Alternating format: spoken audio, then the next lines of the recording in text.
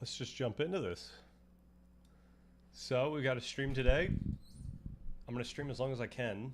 I might have to go semi-early, so like maybe an hour, hour and a half, and then we need to get schmoovin'. First thing though, huge shout out to VIP Marissa. Man, I'm appreciating these shout outs, raids and shout outs. I gotta. How do I give back with no viewers? How do I give back with very few viewers? Is the actual practical question here.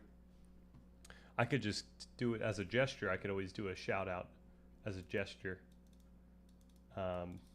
Maybe we do that later. Maybe we do some shout outs to everyone that's been throwing nods at us. That might be cool. All right, brass tacks here. We've got a new video. We got Solving the Truth Problem is out. New video essay. It's out. It's here. Boom, boom, boom. Just going to keep it up like this, perhaps. It has been an absolute dogfight in these. Oh my gosh, 47? It's been an absolute dogfight in these comments. I'm trying to hold my own here. And there's been some spawned after this. Truth lies somewhere between your understanding of a question versus someone else's expectation of an answer. It's not a metric for gauging objective reality, though. Interesting. Fair enough. On this channel, we're always trying to be, yo, Goldmine, what's good? What's it about? What's the video essay about? It's about truth. Specifically, this is what it covers. How we can make sense of truth, how perception shapes what feels real, how we learn and justify our beliefs, how we inherit standards of truth, why science is powerful but limited, why morality feels written to reality, and what are we actually answerable to. And if you haven't seen this guy's even better. This guy's the better video essay. And it's what the truth essay is actually sitting on top of. So I would recommend this guy. This guy's actually kind of a banger. This one's a banger as well, but it's not as crazy. But yeah, so just kind of having fun in the comments here. A lot of questions, a lot of comments about truth. A little bit of toxicity here and there, but that's no worries.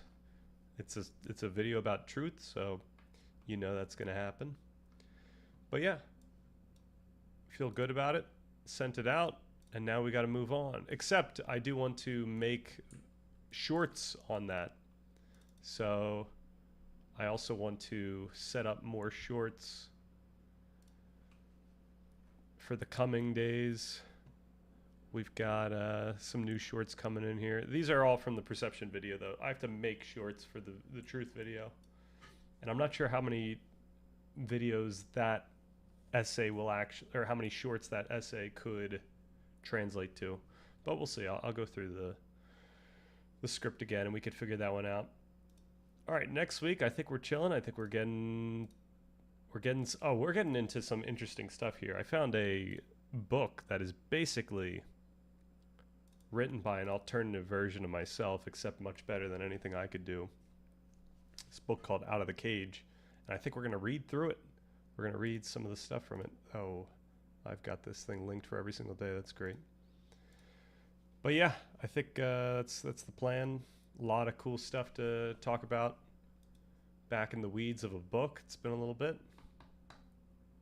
But yeah, we'll do that. And then I pushed Giga Renzer back. We can do more book reading and some article reading on Giga Renzer and his ecological rationality and stuff like that. All this is going to touch on the topics that we have coming up, which are about how we can practically think rationally given our subjective circumstances. But yeah. Let's get it. So what else do I want to do? I feel like I went over a bunch of things. That was probably it. Oh, I wanted to prepare some subscription videos here because today is Friday. where were we last time? It would have been somewhere around thinking and meditation. I hope you come back tomorrow. Would we have watched this? I think we did watch this one. Why we are obsessed with identity. Why do relationships change after awakening? Proud of good deeds. 6 mind-bending postmodern films. Whoa. Learning any skill. 1-star reviews of classic books that actually understood them. Nice. That's a huge part, because a lot of times you could look at those 1-star reviews and be like, they didn't spend the time to grasp what the person was trying to say, which might be fine. That might actually be reasonable, given the fact that the book could have been written terribly. But for some of these classics, you'd imagine that at least someone would have understood them enough to respect what was being said. And then it's really interesting when someone spends the time to learn what's actually being said and then still doesn't like the book. Phil Harper made a long video with other physicalists responding to Alex O'Connor and Philip Goff. Ooh, who's Phil Harper? How do we find such a book, such a video? Harper, Alex O'Connor.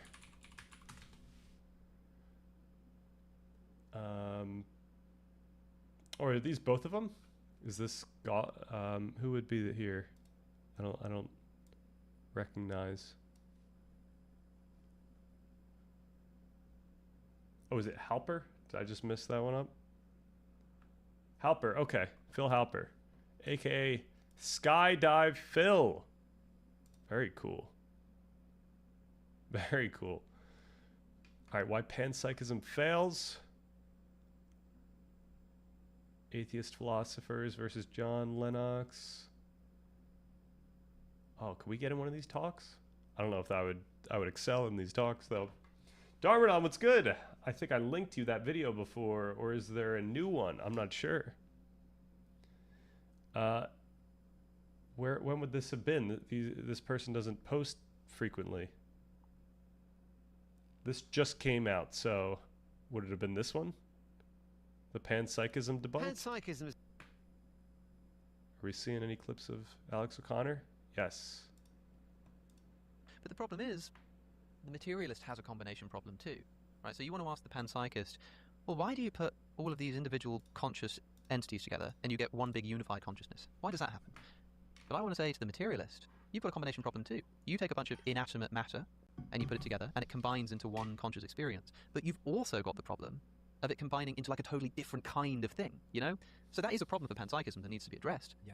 But I think it's a problem plus some for like a materialist, if you know what I mean. But yeah, the way that I go about this is, and perhaps this is inappropriate in some sense, instead of starting with matter and then like going forward and trying to find qualia, you could kind of start with qualia, then go backwards to figure out what might actually be like these units of qualia, like what's actually building up qualia in this sense. And then we get these really nice correlates with certain types of brain activity, such that we can then consider, okay, what are the units of the brain activity that's happening? And then you could go all the way back, as far as we can tell, to simply single electrons, and then you could say those are the atoms of consciousness. But at that point, what are we talking about? Like, what do we mean by consciousness? Because perhaps a single electron is actually some small sliver of consciousness, but it doesn't have anything that we think about when we think about consciousness. Only once you start getting those types of dynamic, complex, recursive systems would you then end up with anything remotely similar to what we think about as consciousness. So I think that the one error, so I did actually see a clip from where he's at right now. The one thing that I think, like I think Alex O'Connor's getting closer to a view of panpsychism that would even allow you to like easily bridge to the materialist view. The issue is we need to be careful about what we mean by consciousness. And I'm not saying that there is a definite answer. It's just like when we're having this discussion, we just need to be clear. Like, okay, are we talking about human consciousness? And then we can talk about what types of dynamics need to be involved there. And then we can consider, as he does in this video, what happens when you strip away certain things that we think are intuitively human. And like, what is that type of consciousness like? Should we even still call it consciousness? And then, of course, we could follow the lead of scientists that have spent a lot of time looking at these different developments of consciousness, and we could consider like Antonio Damasio's different terms for the different types of consciousness and what they might signify. But even our lowest level of that of Damasio's terms like puts you at a pretty complex system. So you wouldn't be able to go full panpsychism in that sense and say like consciousness is everywhere. It would be more so like the criteria for what counts as consciousness is more broad than just human consciousness, but it's still really rare.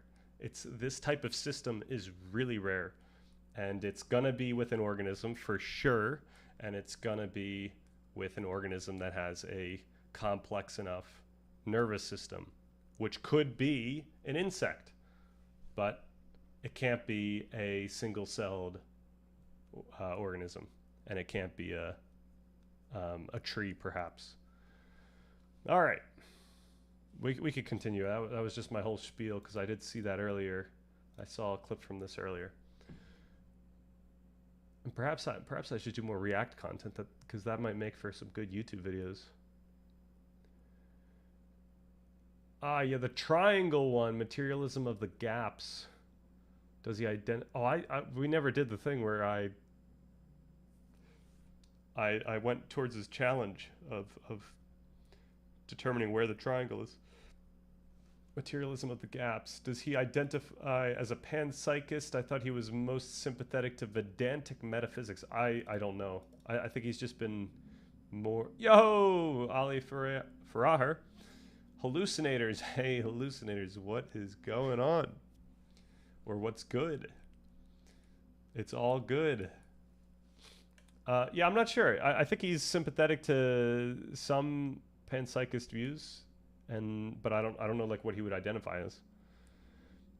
Why does he get identified as a panpsychist? I thought he was most sympathetic. Okay. Now he talks about panpsychism every chance he gets. I think he's interested in it, which is totally fine.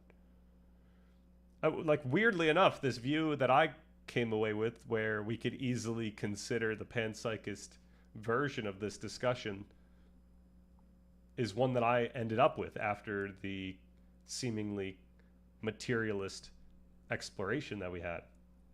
So at the end of the day, it's going to come down to pragmatics. It's going to come down to what do we want to call consciousness? What counts as consciousness? And if we want to say that, electrons build up to these types of things that we consider to be consciousness, let's just call it all consciousness, all electrons, all matter, boom. Let's go. I would say that might just be a little too far, it might not be telling us anything at that point. What does consciousness even mean at that point? But if we're trying to intuit consciousness at all as similar to something that we experience, even in its most primitive forms, like even an insect, then we will be limited once we start going even simpler than that. We couldn't say that consciousness is everywhere. It's just consciousness is in more places than human beings. How's our meditations? I'm on 2 hours, 20 minutes today. Oh my gosh, that's incredible. I preferred Alex when he was obsessed with Gnosticism. I must have missed that arc. To answer your question, I'm restarting a 10 minutes right when I wake up schedule, and I'm going to try to keep to that. So I'm only a few days in, but that's going to be the new meditation schedule for the time being. Because I think it would be nice to slow down my start of the day. I usually just went straight into thinking about things and work, and this I think is a good buffer. Nothing wrong with that, but he's definitely been gripped by the idea. I'm only like 30 minutes while I'm sick. Yeah, I imagine it becomes quite difficult while you're sick. I have to be social soon and operation, so I'm doing mega doses for a bit. Oh, you have to be social soon. Interesting. For sure, and also that's smart. For sure, the Afterglow is a great tool and inspires more practice to meditate before socializing. Energy Domter, what's good? Yo, I know streams recently. Well, we just had 2 days off. I had to I watched the Odyssey on Wednesday, and then I watched something yesterday. But now we're back, and we should be back for the time being.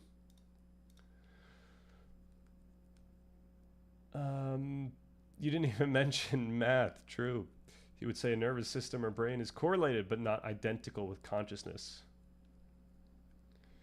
Yeah, I mean that's a fair point as well, because like what does consciousness mean? Like if we're gonna say that like consciousness is something, I don't know if we want to say that it is simply the set of physical systems that affect it, even if those physical systems were exhausted. Like even if only those physical systems can make sense of conscious experience, I don't know if that's what we would want to call consciousness. So I mean, granted, he probably would be more interested in that type of one-to-one thing, but once again, pragmatics. What do we mean when we're talking about something?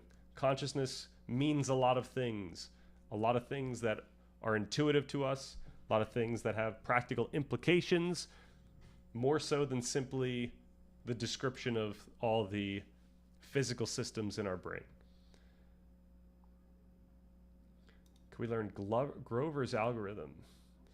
Energy Domter, we cannot, every single time you come up with these ideas, you have to consider that I'm probably not going to want to go into them if they're really deep into math. And your next argument as to why it might be useful, consider my past pushbacks on those arguments. But I do appreciate the interest.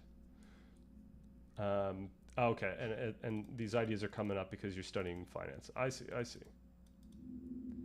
Social as in like a 4-day trip, kind of like a stag party. Ayo. Awesome. All right, let's continue this thing. Let's do some more React content here. All right, Rich, why don't you? Oh, now I have to react to reactors? Okay. You let's do react it. to this. Well, I first of all want to say that I like Alex and the work that he does. I've never met him. I don't know him. So, I don't want to come off as too harsh, but I'm very American. He's a very good friend of mine, and he's a great guy. He's a really Yeah, I'm sure he is, but us Americans. I think he's a douche. I hate him. I do think it's kind of, the reason why I want to preface this statement is because I do think the kind of view that there's a way in which some of these popular panpsychists, the way they present the view very closely resembles anti-science, in my opinion. That's like on par with like flat earther level anti-science. And so that sounds like a pretty mean thing to say about someone. I don't, that's why I want to say, look, I don't know him. I'm not trying to be mean. But I do think that sometimes the way that at the popular level, okay, that this is one of the problems, and one of the way I treat more criticism of how you do popular philosophy.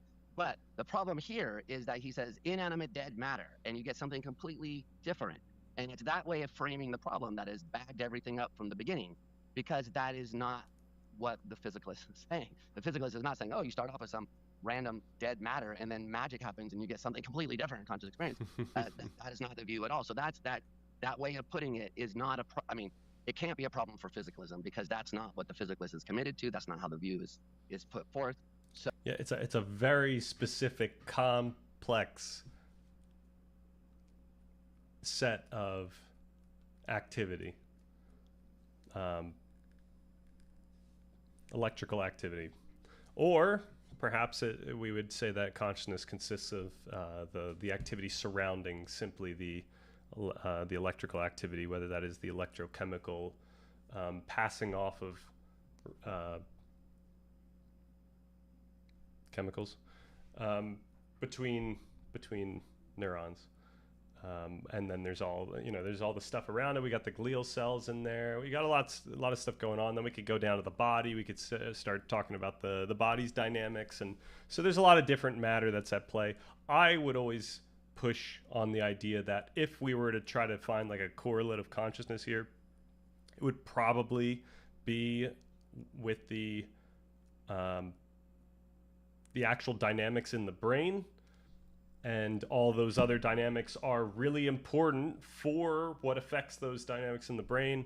However, those wouldn't be what actually affects the conscious experience. And we know that because of when we start taking things away and when we,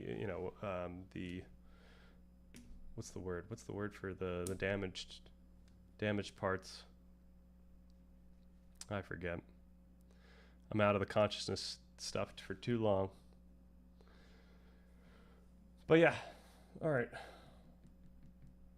Hard sciences and formal logic like math, physics, AI, and machine learning are inherently superior to social sciences and soft sciences like, oh my gosh, because they're more reliable at providing consistently reliable results and objective truth.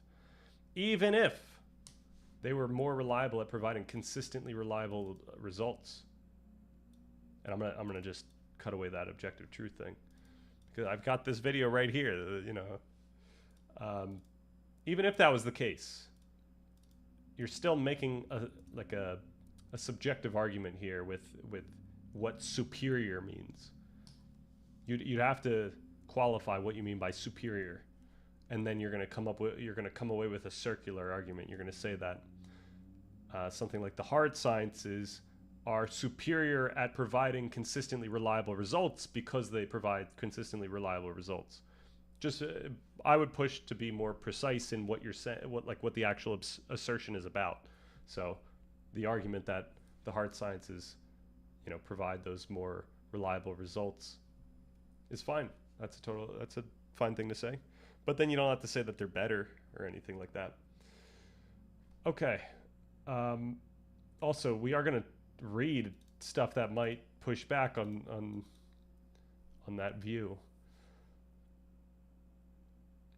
They disagree about the scope of science, and that becomes anti-science. I think it's more that the way that Alex was talking carried with it enough ambiguity to make it seem like physicalists are making a jump that they wouldn't be allowed to do according to the science. And that is the type of move that we have to be looking out for, because that's a similar type of move that these anti-science conspiracy theorists might use. So,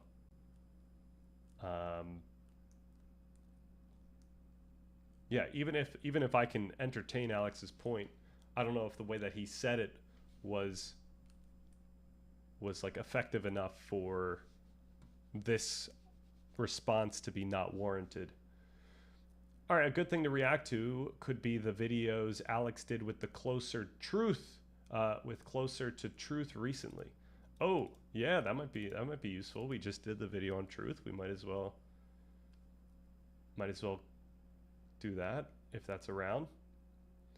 They're generally tougher and more verifiable. That doesn't mean superior, but I take your point.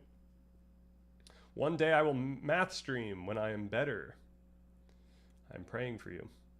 Did you see this video, by the way? Did I see the video? Is the question. I'm here today to show you how... Oh, what am I doing here? There we go. We got what? Psychedelics reveal about consciousness. Oh my gosh. Look at this lineup. All right, let me... 39.29. All right, we can jump to that in a second here. Okay. But hard sciences make more mathematically precise and quantifiable claims and generally require more intellectual rigor. That last part, I might say, you got to be careful about. There's a lot of... I mean, also there's a huge overlap, especially with computational neuroscience. So like you're gonna go into neuroscience and you're gonna find that they're using the same types of tools that require the same amount of intellectual rigor.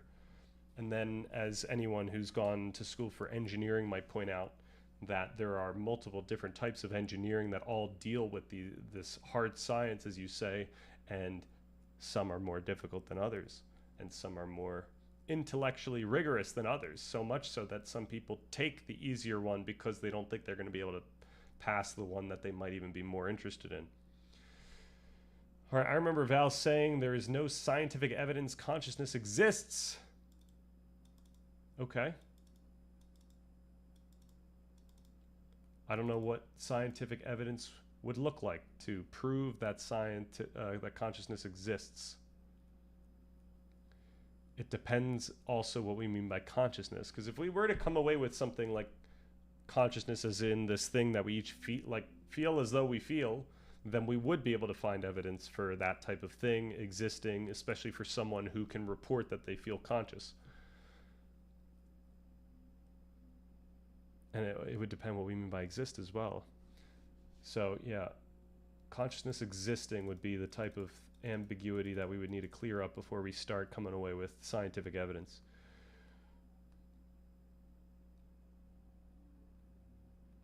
Okay.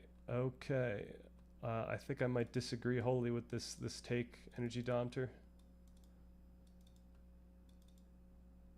I know it's pretty it's a pretty prominent view to be all against the arts and humanities, and perhaps there are good reasons to be so, but I think we lose them at our peril, as Jordan Peterson would say. Even though he wouldn't say that, he would say that perhaps the opposite, especially where he's gone. But the phrase is what he would say. Also, we should deregulate AI, quantum computing. Are you absolutely certain that unregulated AI and quantum computing is not going to bite us in the back in the future? Are you absolutely certain of that? Do you consider the possibilities of a bad actor getting their hands on unregulated AI and then doing something that would be catastrophically terrible to us? And do you think that the expected value is so positive that we should just ignore that possibility? Those are the questions I would ask. All right, the Kastrup and Seth video had interesting sections that can skip a lot of it. Okay, well then I'm gonna have to just do the summary and then just see what seems interesting. Yep, I agree. This idea of meaning is pretty huge. Because quantum computing algorithms use qubits, they take exponentially less time than classical computing algorithms. Absolutely, which also means that they could start getting past a lot of encryption mechanisms that a lot of people might not be prepared for, which might lead to a lot of people losing money, might lead to a lot of hacking. It might lead to people being put in dangerous situations or being taken advantage of. There's a lot going on here. Just because it goes faster doesn't mean it's necessarily all good. AI can solve many problems using advanced math, making decisions made more efficient. All right, let's continue here. Oh, everything up from the beginning, because that is not what the physicalist is saying. The physicalist is not saying, oh, you start off with some random dead matter and then magic happens and you get something completely different in conscious experience. I might say that. That's not the view at all. So that's that way of putting it is not I mean, it can't be a problem for physicalism, because that's not what the physicalist is committed to. That's not how the view is put forth. So yeah, I think that way. Can you unpack that a bit more? Like, why is that not the view of physicalism? Like, what's wrong with that as a characterization? Who's who here? Which one's Phil? Is this Phil? No, this has to be the person who wrote the Battle. Oh no, the Battle of the Big Bang. Battle of the Big Bang. All right, this is going to be Phil Halper then. Nope. Who's this guy?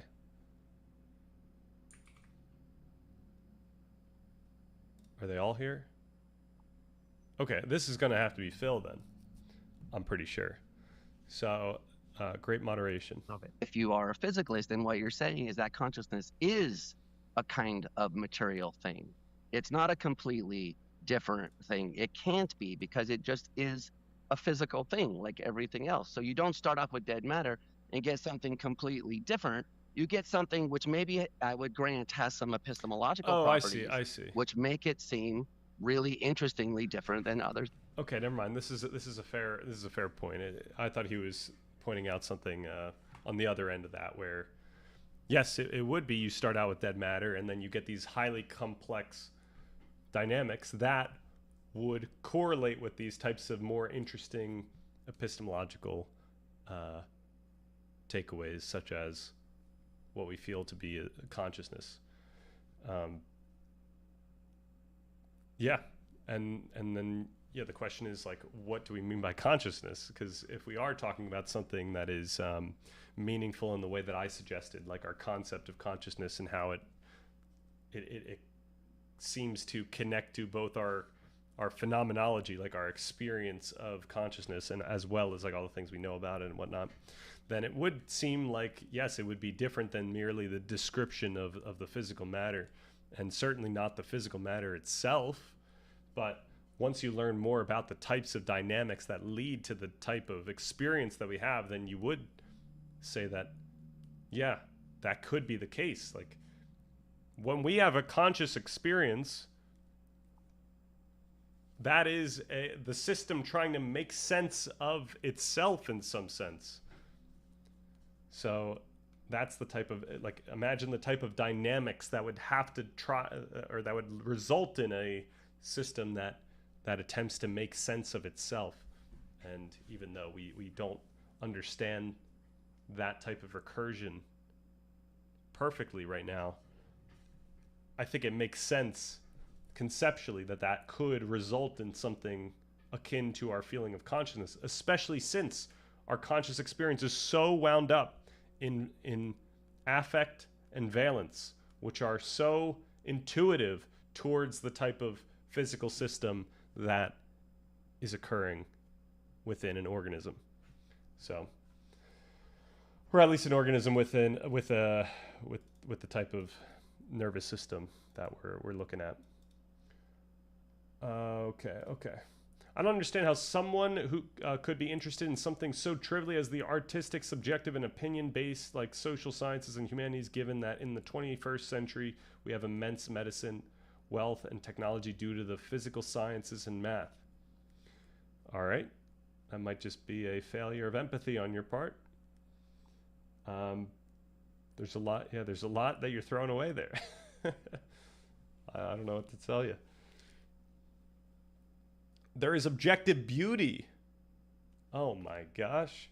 So would objective beauty, though, if we were to try to say there's objective beauty, then we would have to point to how there's something that's innately human. Like, we'd have to say the objectivity, we're defining objectivity by what humans would be compelled by given their DNA and the types of biological mechanisms that are expressed from that DNA.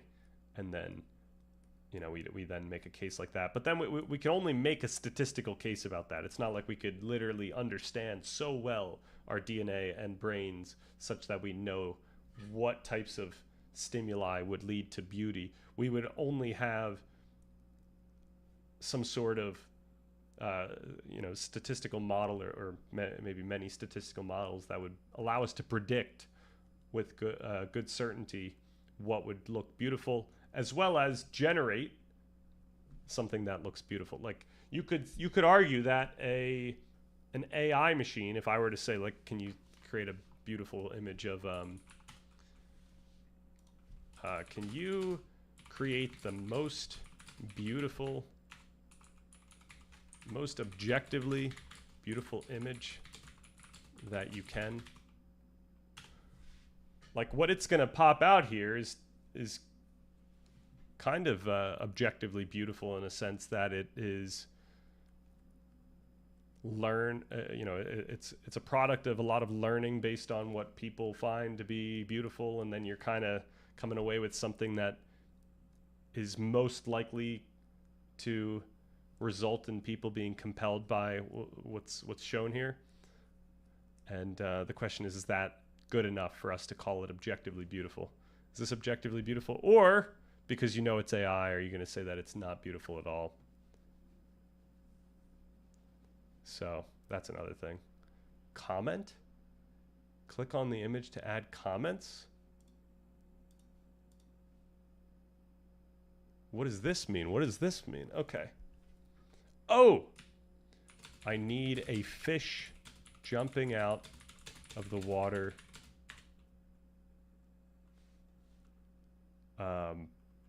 Carrying a wand and a top hat.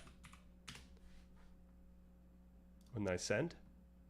Oh my gosh, you can make a bunch? Jeez. Alright. Have you ever written something that made someone weep? I would struggle to name a feeling more fulfilling. We still have to raise children and care for them emotionally and physically to get these things. We still have to make compromises to navigate politics. We still need an appreciation of history and culture to maintain a nation. Absolutely, on all fronts. Can we summarize this? Maybe. Big maybe here. Is there... The greatest no, we cannot. We cannot. I'm sorry. It is out of scope.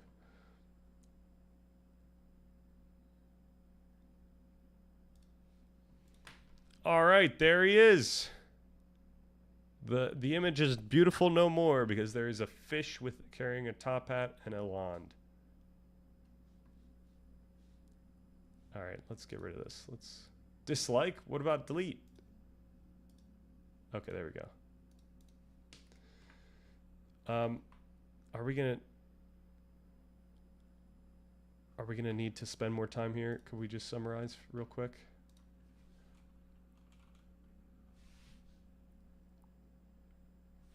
Can you summarize just the Alex O'Connor responding? Yay. All right, O'Connor argues that the combination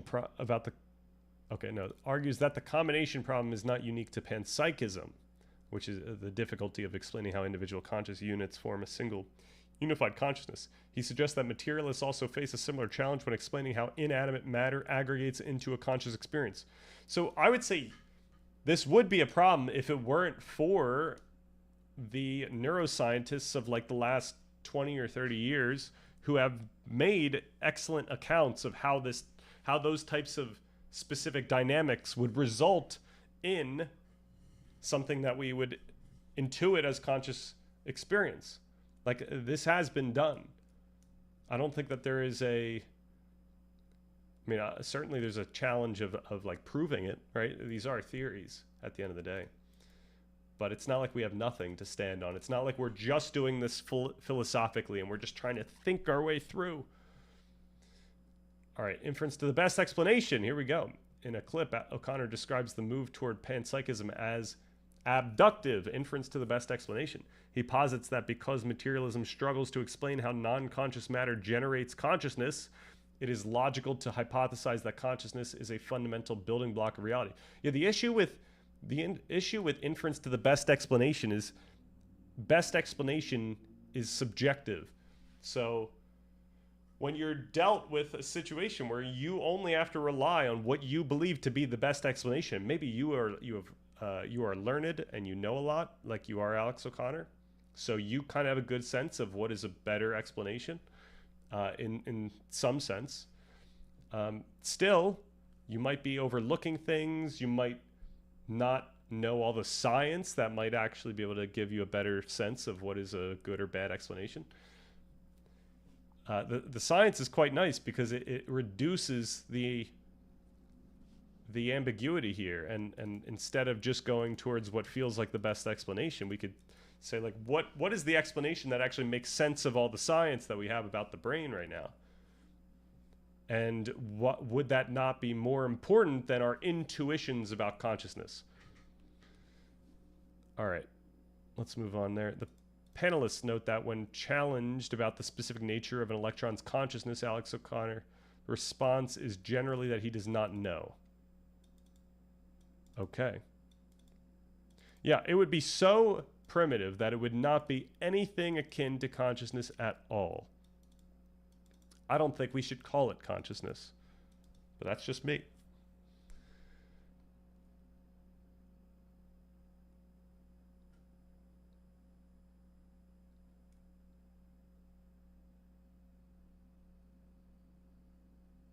I thought you were on board that science is just a multitude of subjectivities. I'm guessing this is being levied at me. I would say it's not merely that. Like, just because it's just a bunch of people with subjective experiences doesn't mean that there's something profound in the type of cultural development that we've made such that we can actually interface with each other and the physical world in highly specialized ways, such that we can predict when things happen in the physical world. Like, that's not captured by just saying that it's just a multitude of subjectivities. So when we get to start predicting stuff related to consciousness, then now we're doing something a little bit more rare and special here. Your argument for following science is that it provides consistently reliable results, but that contradicts the fact you don't want to study the most reliable results we have from the fields I mentioned. Well, this goes back to the document. This is like the first part of the document. You know, this goes back to 2024 stuff probably. We probably had this stuff drafted in 2024. All right, we've got 2025 edition of the document. We finished it in 2025, but all right, here we go. The empirical and social sciences, including psychology and neuroscience, provide indispensable insights into the mechanisms of the brain and behavior. Now, granted, we had already. I guess we have to go through this whole thing. Could I actually just go straight to the main takeaways? Where do we have the main takeaways here? Main takeaways. Boom.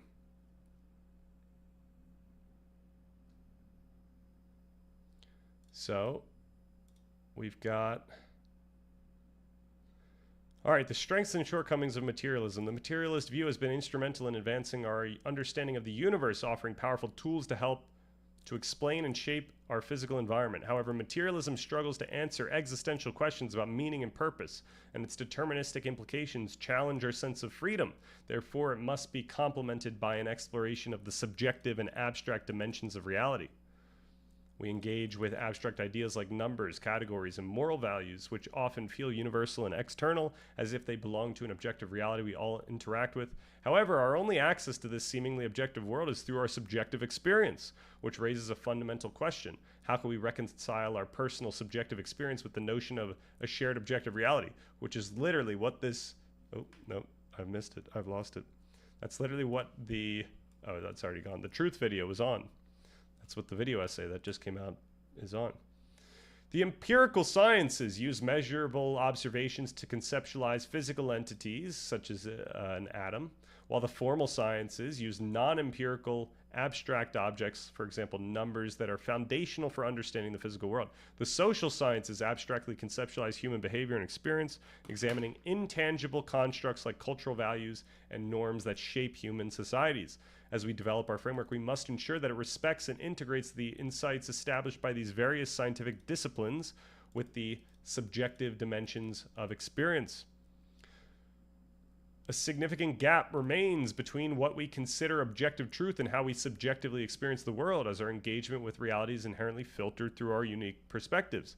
Seemingly objective statements and aesthetic experiences like beauty are deeply influenced by subjective and cultural context, limiting our ability to fully comprehend an independent reality. To address the tension between objectivity and subjectivity, and to explore deeper questions of meaning and purpose, we must complement empirical science with philosophical inquiry. which much of like the social sciences are kind of philosophical at the end of the day.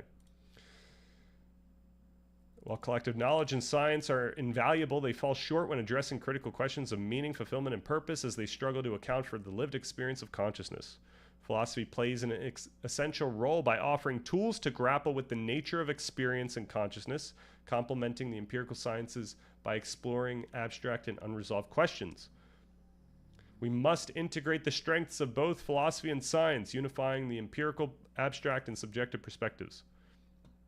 Metaphysics, the branch of philosophy concerned with the fundamental nature of reality, is essential for systematically characterizing the contents of consciousness, which remain beyond the scope of empirical science. So when we talk about meaning, that is metaphysical, because at the end of the day, like, where is meaning? What's going on with that? Where is it? All right, just as the natural sciences use abstract concepts like atoms to describe the physical world, metaphysics allows us to identify universal principles that govern human consciousness and subjective experience. All right. That's it.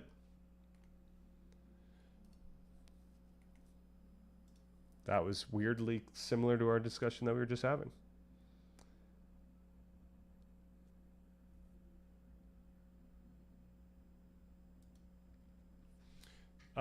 But yeah, so another point, another pragmatic point, is that we're gonna want to leverage our most complex sciences in determining, or like complex statistics perhaps, in determining what philosophical or social scientific interpretations are effective. And so, but that's a little bit, that's decoupled from us. That's separated from us. We don't actually have to see the science there. I have to figure out what can I trust, and then I'll put it in there, and then I'll reference where I found these things. For our practical framework, yeah, the science is a little too complex for an individual to leverage, and it requires tools that people might not have, and it requires data which we might not have. So that's why I don't think that we should be going into that type of science. All right, you won't understand the practical value of neuroscience without understanding its mathematical limitations as a social science with too many variables to actually prove things.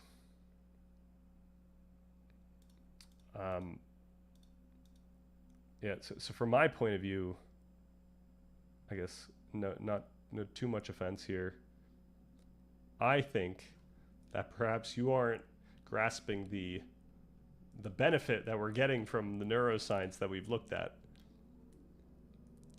And yeah, I don't know what to do about that. All right. Or actionable. Yeah, a lot of it's not actionable. You know, you could learn about some of our most sophisticated scientific or machine learning theories, and then in the moment that you actually have to do something, you won't know how to apply that information that you just got. It might not have been even salient enough to you for you to remember it.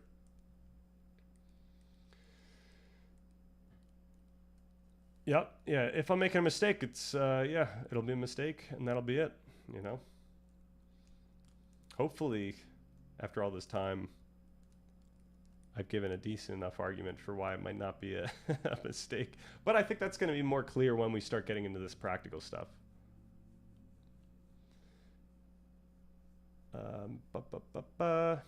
Yep, that is true. I am open-minded to reasons.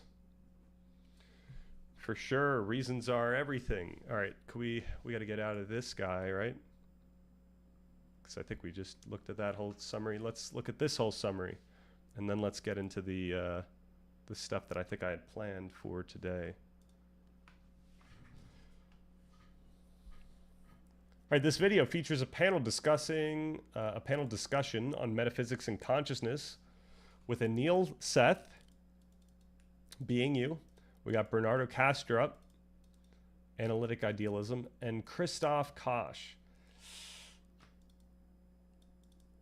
Christoph Koch, what was he into? IIT? Yes. All right, we got an IIT guy. At the Interdisciplinary Conference on Psychedelic Research. Wow. The participants explore how psychedelic experiences can inform our understanding of consciousness and challenge traditional metaphysical frameworks like materialism and idealism. All right. Psychedelics serve as a valuable knob to turn in research, offering insights into the structure of experience, ego dissolution, and the potential for a framework's experience during the dying process. Oh, a fireworks experience. I'm sorry. Bernardo Kastrup advocates for analytic idealism, and Neil Seth defends a pragmatic materialism, viewing consciousness as a property of physical systems. We got to be careful with this property of physical systems, because I think there's a lot of people that when they hear it's a property of physical systems, they think like very surface level, very dry, like this is an object with a property, like this pen is black, like that's a property of the pen. And then they see like, you know, brain, property, consciousness, and they're like, what the hell is that? You can't just do that. So you have to actually look at, in this case, property is actually a description of like the underlying activity that we, you know, have. So there's so much other complementary evidence that is driving this idea of property, but it might be a little ambiguous in itself. Now, I don't know if he used it. This is just the AI. So Koch explores integrated information theory and the limitations of physicalism and explaining the hard problem of consciousness. We've been there. Let's not cover it again. Panel debates whether psychedelic experiences hold epistemic value or metaphysical truth. Okay, we're not going to go there. And then meaning and ethics. The conversation concludes with the societal implications of these worldviews, emphasizing that our metaphysical assumptions can impact how we value human life in the natural world. Yeah, there's a lot riding on our metaphysical assumptions, so we should be careful, perhaps. Oh, it's Koch. Okay. Christoph Koch. Nice. Funny to note, Kastrup says in this he believes in telepathy. Awesome. The summary skipped 50 minutes. I guess it did. Oh, well, actually it kind of jumped around. Like we were seeing some of it was here. But yeah, it did definitely miss areas. Unless it just didn't have anything to specifically link to. But I guess we could also look at these guys. That being audience poll, get out of here. We're always on drugs. All right. We can't spend more time in the consciousness land. We've been there too long. The video chapters are probably pretty good. All right, how do shoutouts work, by the way? Because I feel like I owe some people shoutouts. I don't know. I don't know if this is like, I don't know how many people we have right now. I don't know if it's gonna be worth doing this, but I want to just give back here. Boom, shout out. Ivan Neo gave me a shout out. I owe him a shout out. Luminance Bloom rated me. Oh, it does the shout out for a long time. So I'll let that go. All right, let's switch over here. Let's start reading some stuff. All right, so I think this was like just a random thought I had. So let's go through it. Uh-oh, a pretty heavy political question. Sure. Oh, I totally forgot to watch the VOD of when Ivan shouted me out. 70 viewers is kind of a lot. Boom. I have to wait 1 minute and 6 seconds before giving another shout out. Oh, bummer. What's your perspective on people who allege statistical differences in IQ between demographics? Well, IQ is measurable, so, you know, you can allege it only insofar as you're looking at data, and the question is, are you following like statistical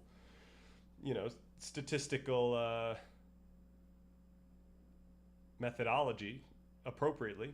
But then there's a lot of confounding variables. So, you know, the real thing to pay attention to when people are using statistical differences in IQ, they're pointing out statistical differences in IQ, measured statistical differences in IQ between demographics. You got to watch out what they're trying to imply, right? There could be confounding variables, right? We've learned that scarcity can reduce your IQ by over 10. All right? So if there was a demographic that had a larger percentage of people within scarcity or having that type of scarcity situation, then that would affect the demographics. So I think there's probably many of those types of confounding variables. So it would be very inappropriate to start making claims about someone, like whatever the demographic is, whether that is a certain country, or if that is a certain ethnicity, or if that is a certain, I don't know, what other types of demographics do people usually start using for IQ? For all those things, you don't want to ever make this argument that there is some innate quality about that thing that makes their IQ to be lower or whatnot, because there's just too many possible confounding variables that you have to jump through. Now, granted, there could be statistical means to like get around those. However, I don't know if we have the data for that. You'd need to put a lot in to come away with that.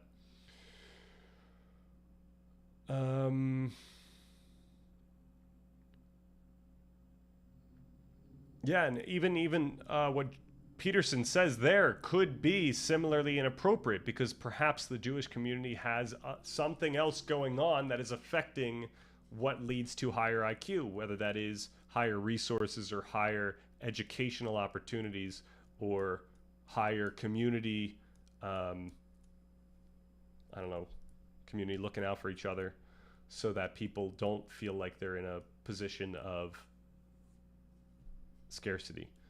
So there's a lot going on there. You know, Peterson is not perfect with his statistics. Do I believe in emotional intelligence? It depends what we mean by emotional intelligence. I believe that we could probably make explicit a very specific type of emotion. Oh, so this is another thing. IQ is just what's being measured. Like, it's not actually someone's inherent intelligence, whatever that might mean, right? We're measuring something, and then we're determining whether that correlates with certain success I don't know, standards or measurements. So, you know, it seems like IQ, as measured with an IQ test, does predict pretty well at certain things, whether that is salary or success in some regard. But IQ at the end of the day is just the questions being asked, or the types of questions. Like, it could be, you know, there's like a kind of a criteria for what counts as an effective IQ question. But IQ is really the questions, you know? So for emotional intelligence, it comes down to how are we actually measuring emotional intelligence, and then what does that mean? Like, what is that going to correlate with, such that if someone had a higher emotional intelligence score based on our measurements, we would be able to say, they're going to be more effective at something. And that's another thing. The other thing to note with all of these things, and this came up with the Jordan Peterson stuff all the time, because he looked at gender differences a lot with personality, is that we have to be careful about saying something like, you know, women are higher in trait neuroticism, or men are higher in trait disagreeableness, you know, stuff like this, where we're seeing a normal curve perhaps moved slightly, like very slightly, such that the lowest of the low would be, you know, a different that much difference, and the highest of the high would be that much difference. And if we were to take the average, it would be that much difference. But if you were to pick a random person and ask, like, is that person going to be more likely, you know, this or that, you're not going to have a significant advantage. You know, if you were to get two random people, one random woman and one random guy, and you were going to ask which is more disagreeable, then you might have a slightly higher chance of being right if you were to say the guy, but a very slight. So there's actually a lot of women that are more disagreeable than a lot of men. And there's a lot of men that are more neurotic than a lot of women, even if the averages are that, that slight difference. So it's really not too useful as an individual, those types of differences. Those types of differences are important when we look at macro, like when we look at a society, when we look at, what perhaps should we do to support a whole population, and perhaps even that would be inappropriate because there's so much overlap. But as Jordan Peterson's pointed out, something like the higher disagreeableness in men, in the sense that the average is slightly there and the most disagreeable people in the world are men, might make sense of why there's so many more people so many more men in prison. So that's like the type of thing we have to be looking out for. There's so many of these like statistical gotchas that are they're not apparent when we start saying things like men are more this or women are more that, or someone these people have a higher IQ. Like, we just have to be careful because a lot of people are not going to take the effort to consider what might be being implied and what might be ambiguous. They're going to take what you say and they're going to infer something that you never wanted them to infer. And that's the thing. You got to be as precise as possible so that, perhaps you ought to be as precise as you think you possibly can be, so that people don't infer those types of things. And so a lot of times there's a lot at stake. So, there's a lot of, you can cause a lot of hate when you say things as an influencer, or someone that's perhaps really wealthy and has a huge following, and that can have results that are catastrophic. And it's, I don't think that type of person should just be all willy-nilly like, oh, I didn't realize that was going to happen because of the thing I said. Like, the responsibility is kind of on them.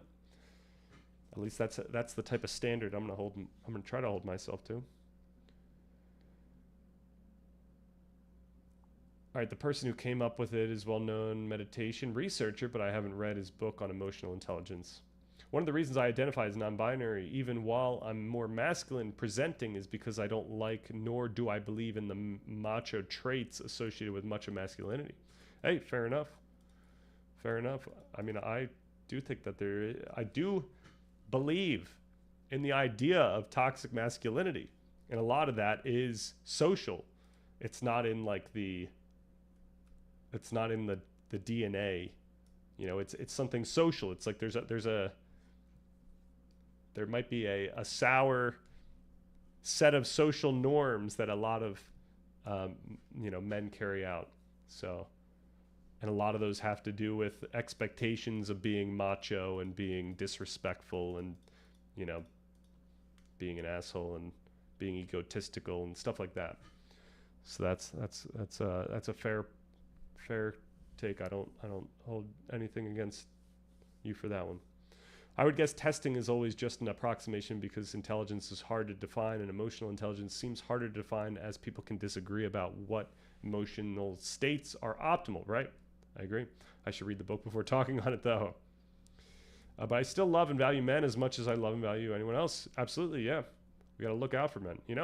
There's this huge idea of empathy that's coming from the stuff that we've been talking about, such that if you are in a certain situation in life, like you didn't decide you wanted to be in that situation like 5 years prior, you didn't decide perhaps 10 years or 2 years prior, you didn't decide to be born in a certain area that had a certain culture that is going to affect how you experience the world, how you fundamentally experience the world.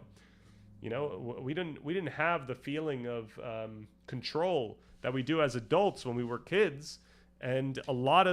the stuff that we experienced as kids, we could say was not up to us. You know, we just hope, you know, it's just kind of happenstance whether or not we had the opportunities of education and good peer socialization that leads to who we are today. And we can't discount that. So when we see someone that, you know, might not be in a situation that they want to be in, then, you know, I'm not going to blame them as my first impulse. Like, my first impulse is going to be empathy, because there's so many things that are affecting that situation they're in. Even the most privileged people find themselves in situations they did not want to be in because of how complex all the conditioning is that affects what we end up understanding and experiencing. So, you know, there's even empathy to go around there. And then obviously we can consider what privilege perhaps might mean in this discussion, and perhaps having positive mental health is like the most privileged thing someone could have over any type of wealth or status. All right. I would guess testing is okay. Right. All right, let's get this shout out in, and then we got one more shout out. We got a shout out VIP Marissa, who shouted us out.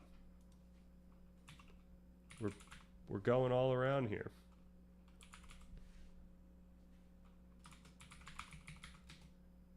Hopefully, you know, the meager the meager following is not gonna be a slight to these streamers.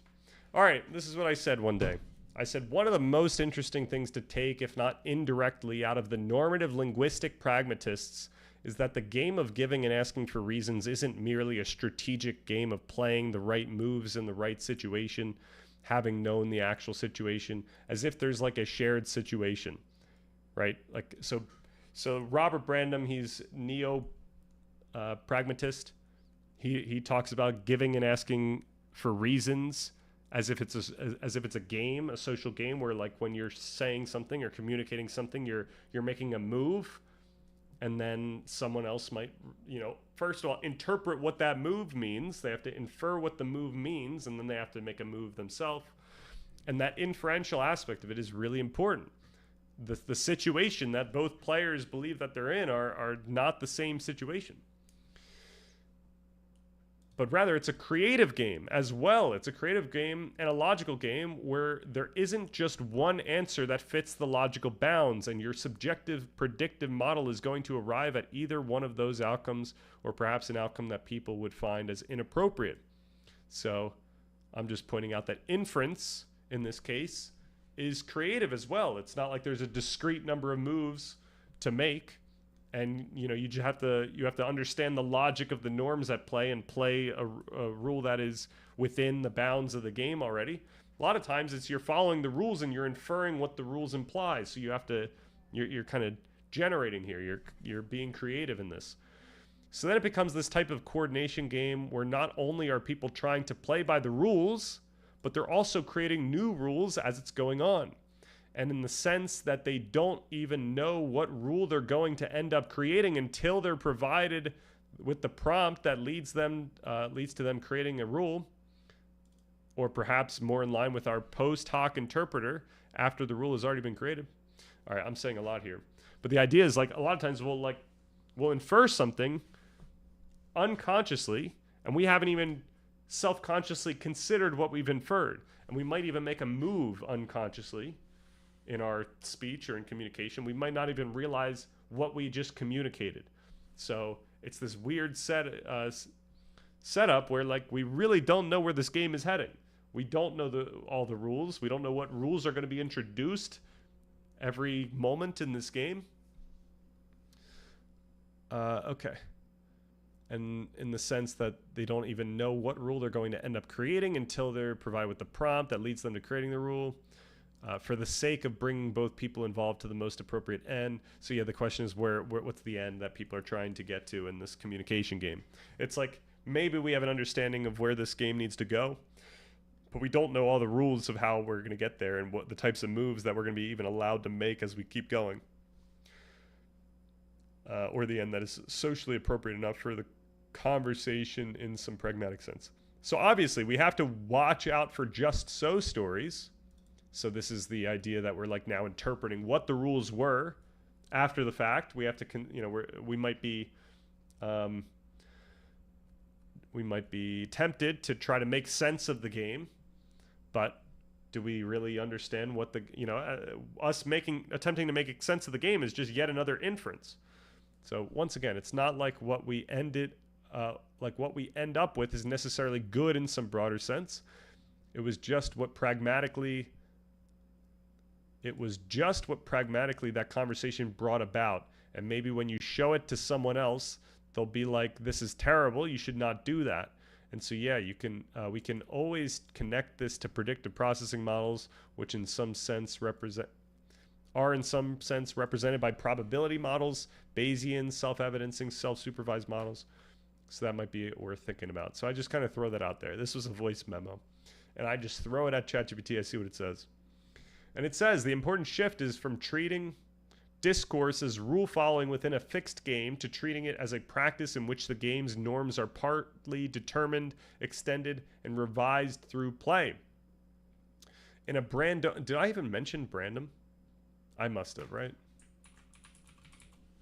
No shot. It just brought up Brandom. All right.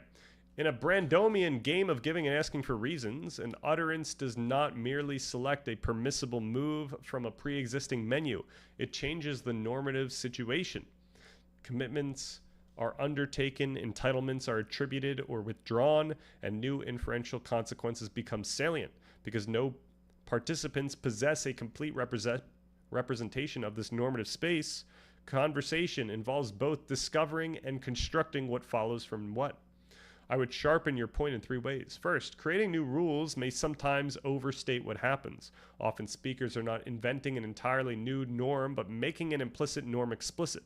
So I would say both things are happening at the same time. It would always involve creating a new norm in the sense that you did infer something, and now you're saying something that the other person's going to infer. So even if it might not seem like a new norm is being created, that would be still a new norm in the sense of, our most grounded view of perception here.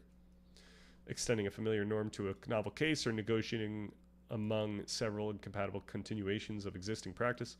The creativity lies partly in determining which precedent, distinction, or inferential connection should govern the present case. All right. Second, the coordination is not simply convergence on a shared description of the actual situation.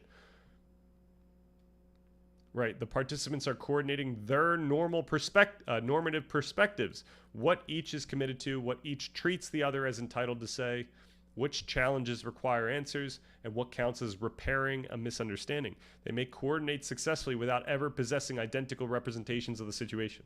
Right, that's the usual thing I spout about. Third, social appropriateness is only a local achievement. A conversation can stabilize around a coherent norm that is unjust, manipulative, confused, or simply bad when viewed from a broader practice.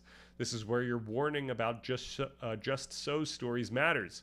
The fact that participants can retrospectively narrate a rule that rationalizes the outcome does not establish that the rule genuinely governed the interaction, much less that it was defensible. All right.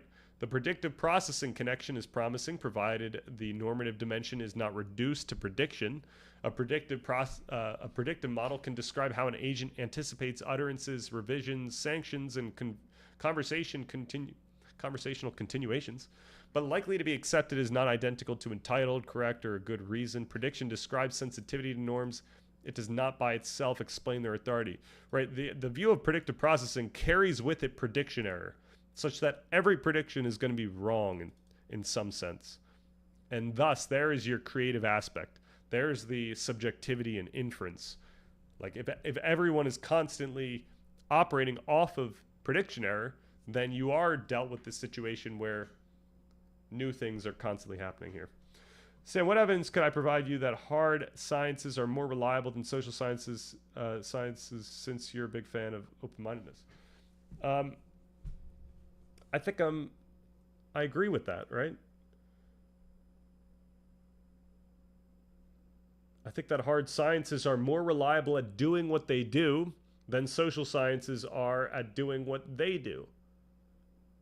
Right? So the question is, when you start using hard sciences to try to do things that social sciences are doing, and vice versa, that's where you would want to get into that's where you're going to get into trouble. And the problem is, we need to do both of these things. And the problem that I've been trying to argue here is that our channel is more concerned with the problems of the social sciences rather than the problems of the hard sciences. Like the thing that we're actually introducing, if there's anything novel that we're doing, which it's probably not that novel, it's just we're aggregating a lot of stuff. We're doing the more philosophical, social, behavioral stuff rather than figuring out how to, you know, design statistical models or how to measure electrons or whatnot. Social scientific phenomena generally reduce to hard scientific phenomena. For example, neuroscience generally reduces to... You're right. All this stuff can reduce to you know, physical sciences. Like a human being, if it's all physical, then why can't we just scan the human being and see everything? Well, we're just not there yet, right? We have to... Like, social sciences rely on empirical phenomena, which the best we can do right now is, like, empirical descriptions of what humans are doing, and then empirical what the human reports that they're experiencing, perhaps. And yeah, we can understand what's going on under the hood in their biology, but we can't like measure that in the moment for sure, and we can't understand a lot of what's going on and you know, related to the social sciences using our current measurement devices that allow us to look at the hard sciences.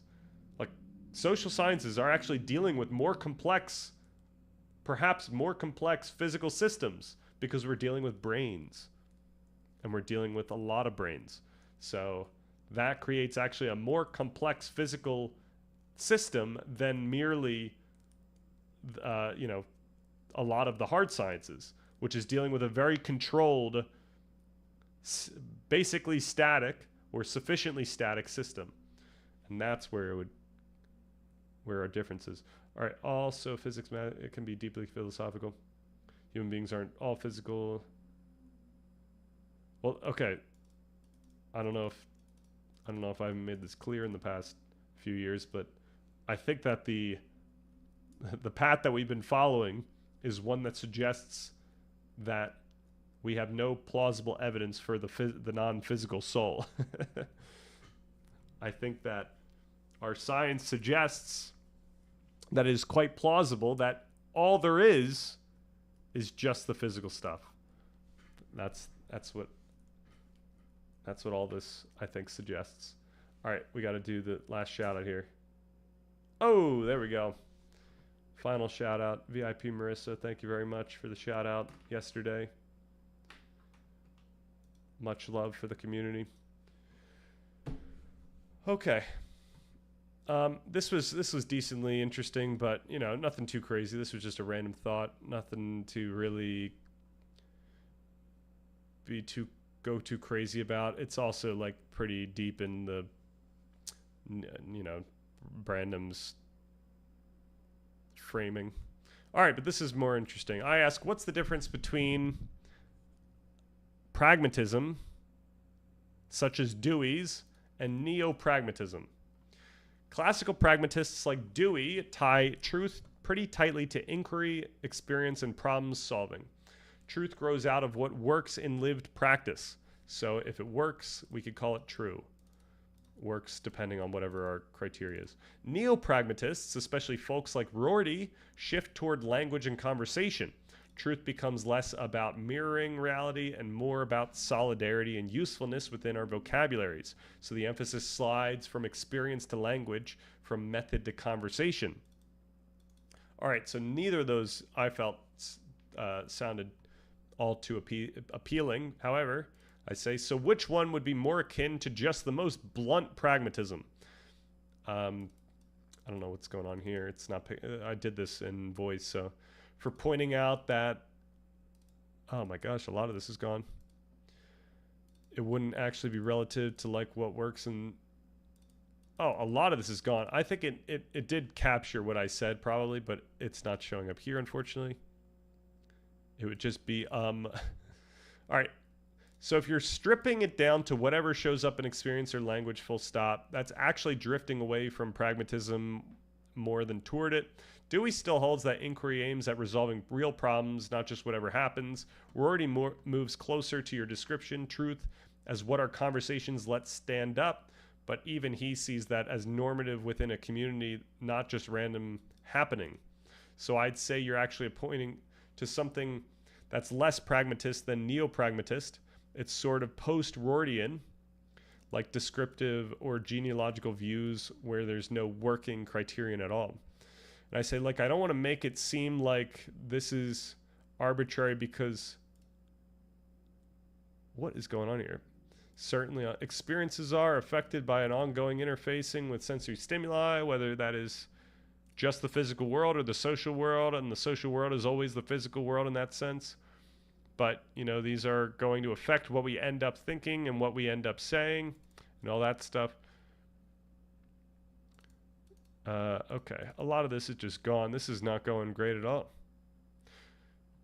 Okay, so what you're describing sounds more like naturalistic than pragmatist, more like an activism or predictive processing, where the key story is ongoing organism environment regulation rather than a theory of truth. And those views talk about truth is a higher level byproduct. Pragmatists, though, try to draw normative lessons from practice about inquiry and justification. So yeah, your picture is coherent, but it's different lineage than mainstream pragmatism. Do you see truth talk as dispensable altogether or just derivative?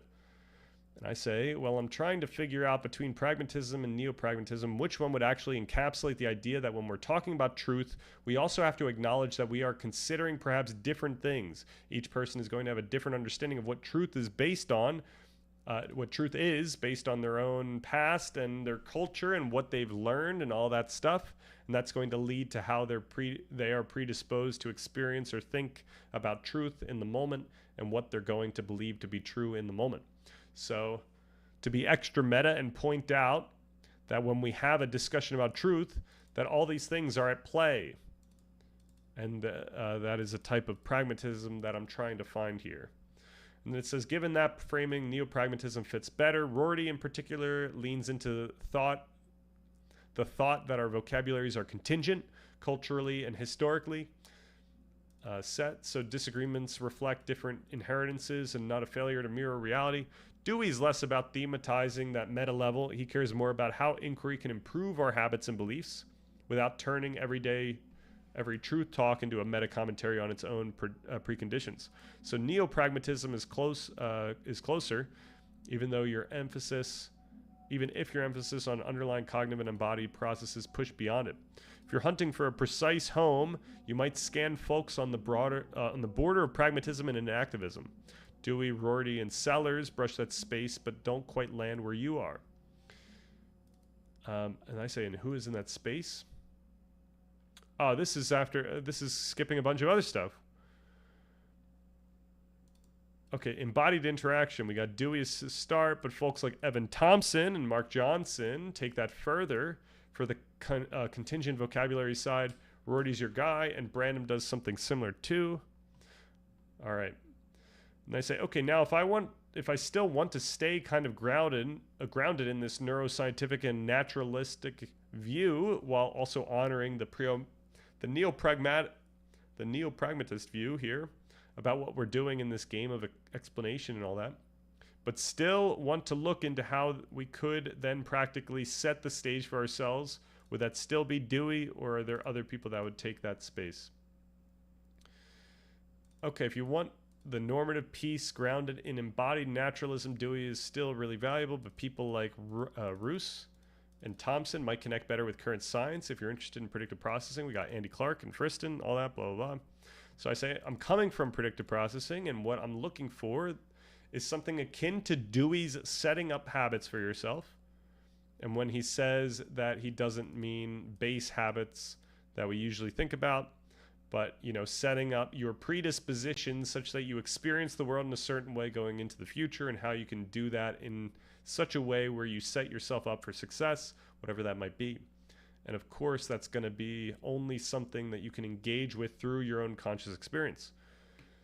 And then they say, I think what you're after isn't so much a theory of truth as a theory of self-cultivation. Dewey's idea of habit is basically a precursor to predictive models. Habits shape what shows up for us before reflection ever kicks in. All that stuff. And I say, all right, so can you help me understand what those different figures are specifically adding to this discussion, just so I know who I might already have or whose information I might already just have internalized, and I'll leverage it whenever I need it. But who am I missing? I'm trying to find where to go, basically.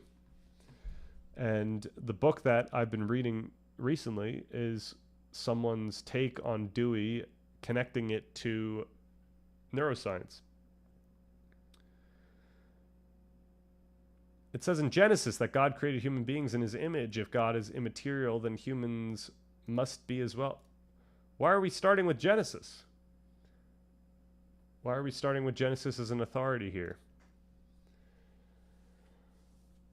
My understanding is that Genesis was developed by human beings over a long period of time as they tried to make sense of their own experience in a world that is rather dangerous and dynamic.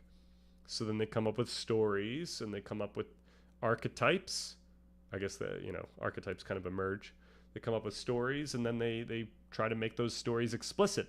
Over a long period of time, those stories become more crystallized until they become quite powerful. And the story of God said, let there be light, or God said he created us in his image, might be a reflection of our own consciousness, like our own human conscious experience. So it might be the case that we could only anthropomorphize God, and therefore God created us in his image. It could be that, right? That would be one hypothesis. We are all doing our learning, so I don't think anyone's position is privileged. I don't like that kind of statement where you say science says this or that. Oh, what did I say? When I was talking about privilege, I was meaning in terms of wealth and opportunity, and then I was saying, what about privileged as in the person who has, a greater positive well-being? But this would all just be whether or not we want to call something more privileged. I'm saying in the sense of like our channel's goals, like we want each other to become more privileged in the sense that we feel our lives are more meaningful, in which case it would be something more akin to positive well-being. So also, your emphasis on science doesn't account for the fact that science can be questioned. Absolutely, science can be questioned. It definitely does. Energy Dompter, you got to watch these videos. It's upsetting when you say these things, and both of my most recent video essays, perhaps all of them, touch upon the fallibility of science and the fact that the very norms that guide our science can be questioned. It's really important for our science that they can be questioned. So I just don't know. I don't know if you spend any effort trying to understand what I'm trying to get at here. Not the best wording from me, but do you see the appeal to authority there?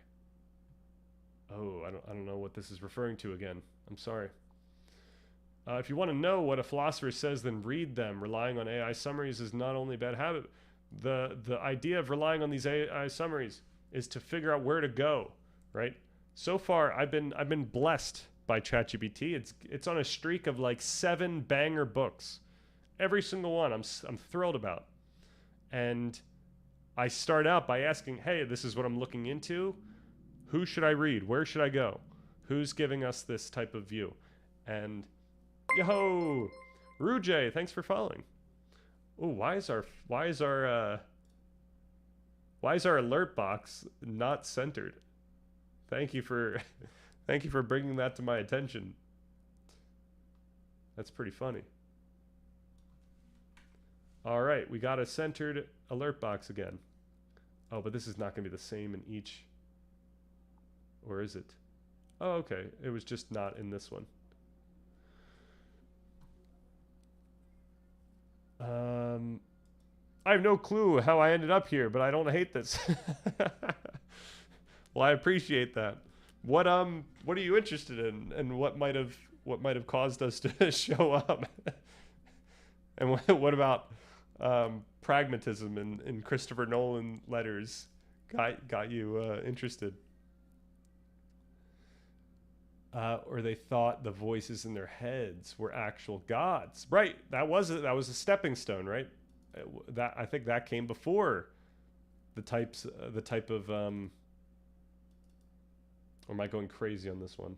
I guess Mesopotamia is largely a precursor to the Christian stories, so perhaps that sort of idea. Well, so the idea that there's only this one God that you should look out for is probably a direct response to the fact that there were other cultures that viewed a bunch of different gods in people's heads, which I would hypothesize is also coming out of people's real conscious experiences. They're trying to make sense of the world, and they're developing these stories over time about the different forces in the world. They're trying to figure out what works. I believe the Bible is the revealed word of God. If science can be questioned, then why rely on it for a philosophy? Just because it can be questioned doesn't mean that it's not as good as it is at what it does, right? A lot of these arguments are trying to oversimplify the nuance here. Science is incredible at what it does, but it's not perfect. All right, you didn't end up here through the philosophy tag. Nope, I was just clicking random stuff and happened upon this. All right, that's awesome. Yeah, we do. It's like a mix of philosophy and self-help. The goal of course, is to over a good bit of time, figure out how we can come up with a guide for how we can all find a path in life, how to pursue a fulfilling life, and that is going to require a bunch of stuff that we are slowly chiseling at. I like watching some Christian streamers. Found one yesterday where she said God was talking to her and Satan gives her certain thoughts. So some thoughts were God and some thoughts were Satan. So weird. To me, that's not weird at all. I feel like we have certain thoughts that we feel are looking out for us. Like imagine this is our conscience. Or imagine this is the devil on our shoulder and the angel on our shoulder. And we've got some thoughts that are seemingly having us in our best interest. And then there's some that are seemingly impulsive or hateful or whatever. And all of this is part of the human experience. And we kind of have to navigate those types of thoughts, and it's actually a cultural achievement that we can differentiate those thoughts as coming from God or as coming from Satan, and we can consider whether one is good or bad. That's a really crazy thing. That's not something that everyone had, you know. So I think that is quite a nice thing for that streamer to do. All right, Stan talks about psychology and to some extent philosophy, but unlike other philosophy channels, we specifically focus on philosophy related to pragmatic decision making. I'm trying to convince him to learn math, physics, AI, because I believe as AI automates jobs, the jobs of the future are programming and developing AI systems. So Energy Dante, remember, I am a software engineer. I disagree. I think that software engineers, ironically enough, might be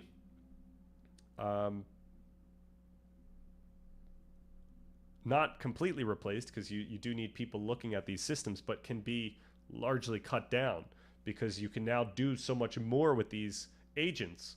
You can build up really clear requirements such that the agent is going to be able to execute and implement without much ambiguity, and then it can do that. And given that it's testing, like you need the requirements to basically say what needs to be tested. And provided that the implemented software does what was tested as according to the requirements, then your job is done. And that's not going to require as many developers as people used to need. Now, granted, you could actually argue that you would still need developers. You're just going a lot faster. Like, I guess there's a fallacy where, you know, that there's a certain speed at which a company should be going, and because now you can do that thing faster, or because you could do that thing with fewer people, then you would just get rid of the people. But perhaps you keep all the people and you just do a lot more now. You can move incredibly quickly, and maybe that's the case. I would imagine that at some point you would see some sort of drop off. I don't know. Maybe I'm completely wrong. Maybe it is the case that engineers will always be needed, and you're just going to increase your speed and your momentum in that case. All right. Let me just check, because I know I have to be summoned at some point. So far, so good. Still, she would have to decide based on the thought if it was good or evil. So it's her conscience, but uber reified. Right, you only have your own conscious experience. You have to decide whether the thought is coming from the good or evil. So it's all coming from your own subjective experience. You have to make that call for yourself. The main thing that this channel pushes is you can do something now so that the challenge of determining whether the thought is a good thought or a bad thought is more clear. You can do something now to affect the heuristics that you can notice in your own conscious experience. So perhaps if you were to study more morality or something, or if you were to read more, then you would have a better idea of whether or not a thought was good or bad for you. Or if you were to learn more about emotion regulation, if you were to learn more about meditation, if you were to meditate more, you might be able to notice those types of thoughts more effectively in your own experience. It's not that simple, because consider the authority you would give to God talking to you. You would destroy your life on a whim. I don't think people would, unless you're really caught up in religion, you know. But that might be a little toxic, you know. I guess that's what a lot of people do, right? A lot of people in the world, usually not with Christianity, are so deeply entrenched in their religion, and it's so social that they might destroy their own life. And it wouldn't be on a whim. It would be with the expectation of, you know, some crazy payoff. And perhaps that's a little toxic, you know? All right, your level of conviction and random thoughts would be insane, right? Isn't our conviction and random thoughts insane all the time? We have to make these insane decisions, right? Imagine you're picking a college. Why are you choosing your own thoughts to decide? You have to. At the end of the day, you have to decide something, unless you just put it up to chance or you give it to someone else. When we're doing, I don't know, when we're going about our day, I guess you could set yourself up so that you don't have to make these huge decisions all the time. But sometimes you do have to make huge decisions in the moment, and you have to only rely on your own conscious experience, and it's guiding you for everything. And, you know, when people make a decision and it turns out well, they might thank God because God helped them out there. And why would I, you know, be super hard on, like, hey, why are you giving so much weight to the thought? But yeah, I think people are following these thoughts and they believe that it's coming from God or it's coming from the devil, and you know, that's the situation they're in.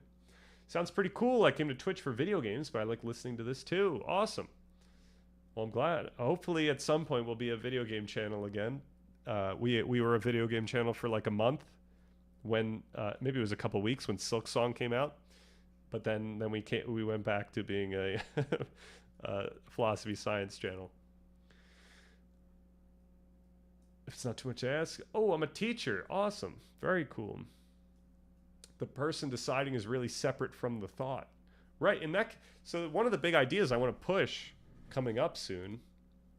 So we went over this practical takeaways of our perception last week, but I kind of iterated on it.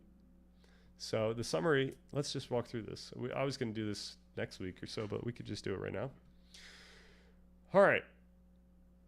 We do not consciously construct our experience. An immense, inaccessible system of biological, learned, social, and situational processes shape what becomes salient, meaningful, believable, threatening, attractive, possible, consciously available for thought or action.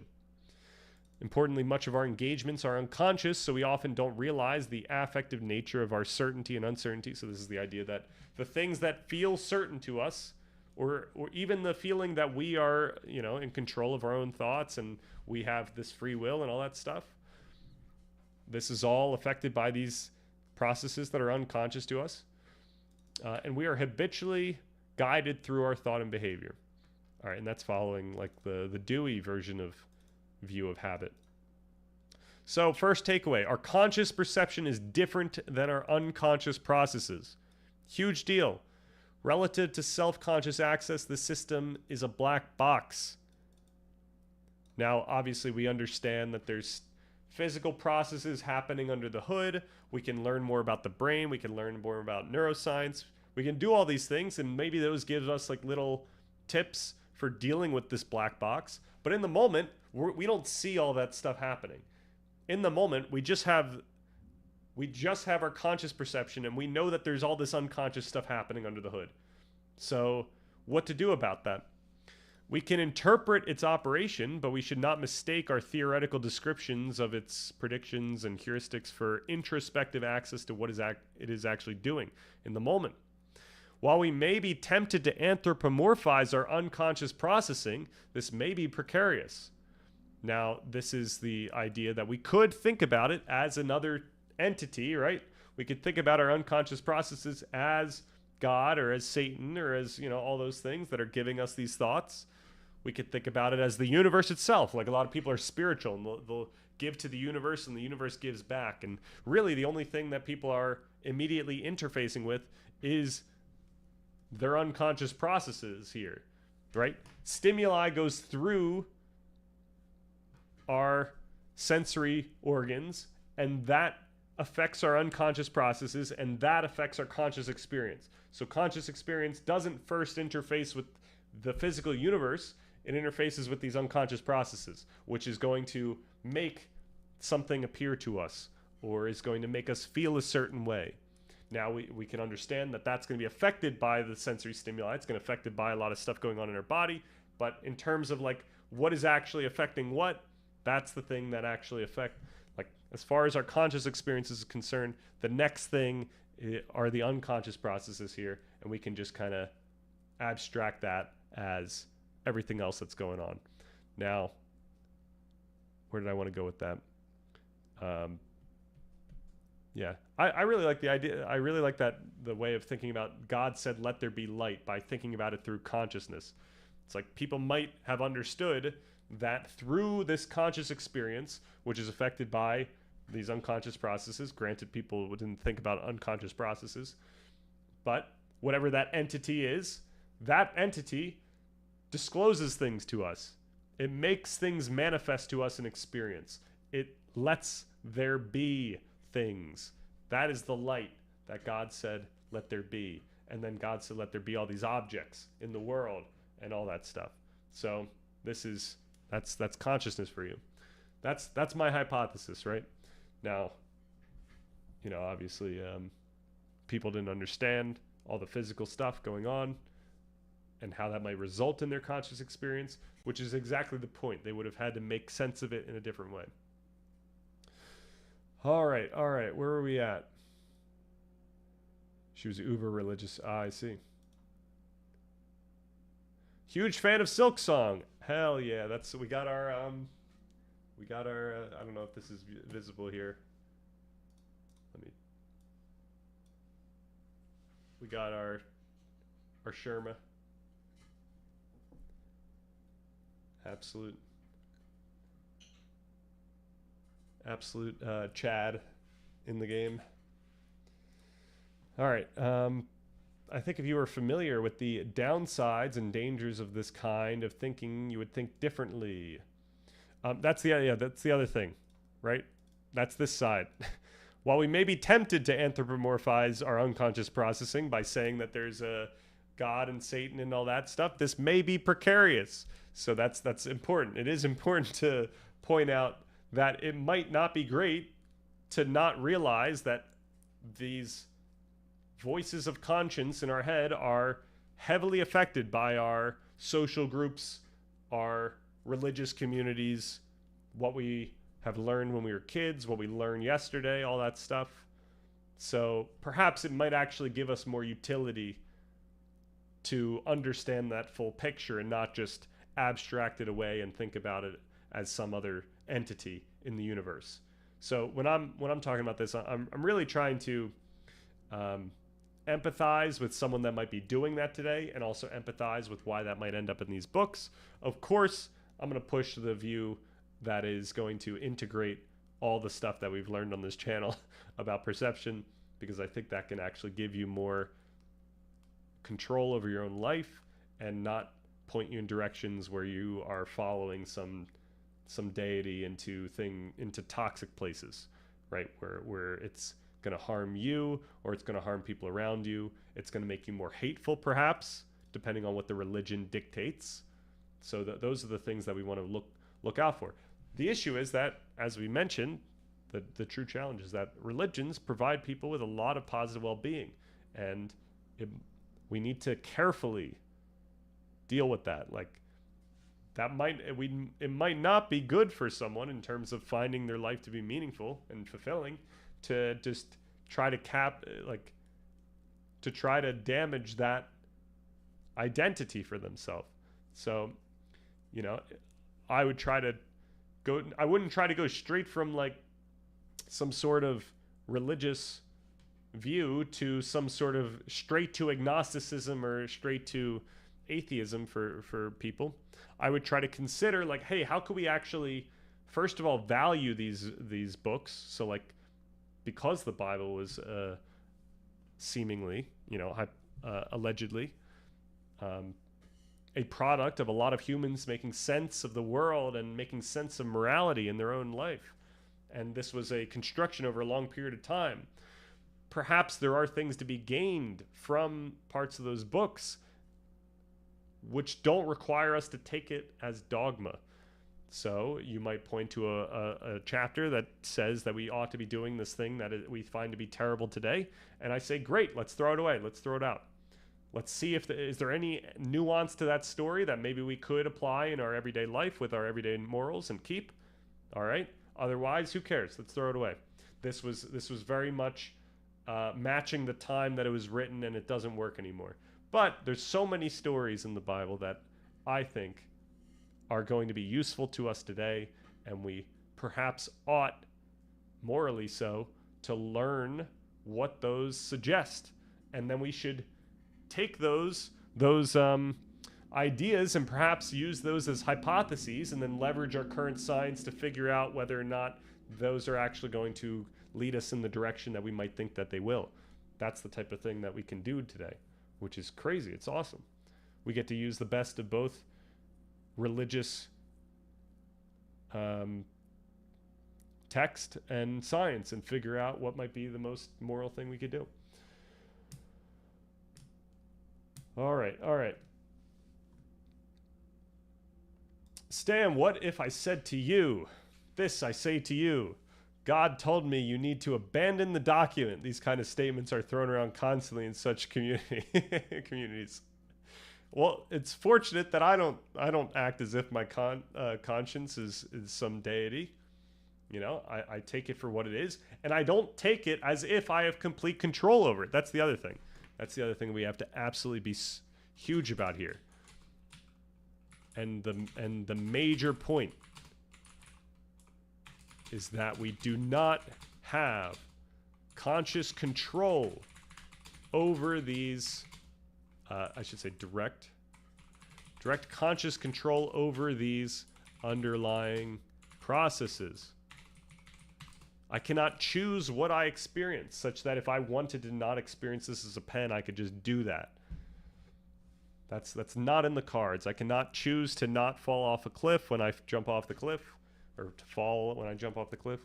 I cannot choose to see the sky is green. Also, Stan, you were arguing quantum computing might harm cryptography, but the Riemann hypothesis is generally accepted and is a basis of the distribution of prime numbers, and prime factorization is used in cryptography, which is hard to overcome for even quantum computers. So I know there's quantum encryption that's getting distributed now, and people are applying it, which I think is necessary. The issue was that if a problem was merely NP hard, and all it would take is unlimited time, then quantum computing might be able to do that. So like the way that I always thought about quantum computing is this. Like imagine you have a for loop, right? I don't know if people have coded here before, but it's basically like we're going to do this loop of whatever, a bunch of commands. We're going to do this code. We're going to do this code over and over again. And at the very beginning, we define how many times we're going to do it. So it's a lot of times it's like from we're going to do it 100 times, and every single time we're going to leverage some variable that is the number of the iteration of this. So like I equals 0, and then we'll do it. We go through the code. I now equals 1. We go through it. Bada bang. So it might have been the case that we needed to iterate through such an immense amount of situations in order to figure out this encryption that it would take years with our current computing speeds, right? And it might take an ungodly amount of time. It might take hundreds of years. You're not going to be able to break the encryption while you're alive. Now, the crazy thing about quantum computing, conceptually, is that it can do every single one of those loops at the same time. Every single one, same time. So instead of this thing being something that takes that many years, potentially, it's something that takes the amount of time it takes to do one loop. So now it's not out of the question anymore. You can do it today. You could break the encryption today.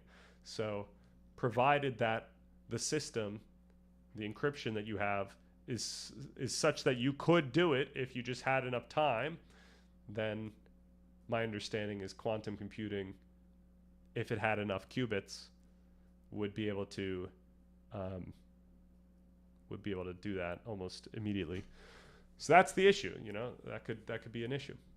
All right, we can move on, though it was just an anecdote. Sympathetic in that it just seems like a reified conscience. Right, yeah, I think that's what people are doing. They do reify their conscience without realizing it. So I'm not saying that this is something we ought to do. I'm not trying to push to this being a practical tool. I'm saying that I'm trying to make sense of why people would do that. Okay. If God exists, then God is all good by definition. Right. I don't think we're going to start with God exists without the required evidence for that. And then we're not even going to get as far as the potential logical issue of saying then God is good, because God might not be good, right? We have these ideas of we have, like, agnosticism holds certain ideas of us being created by a God where the God is not necessarily good. The idea that God is good is one that came out of this type of cultural development that we find has led to the religious texts that we have. But once again, also, God is, even though God is good, God's also done some things that we would say are terrible to today's standards, both in his judgment and also in his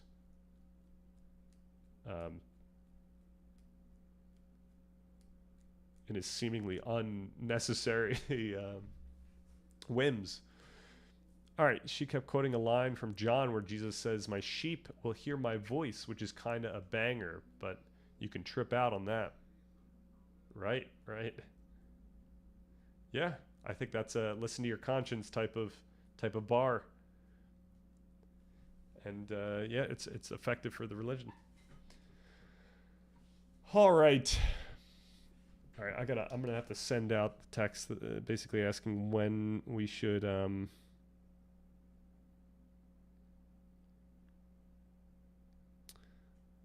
get going here.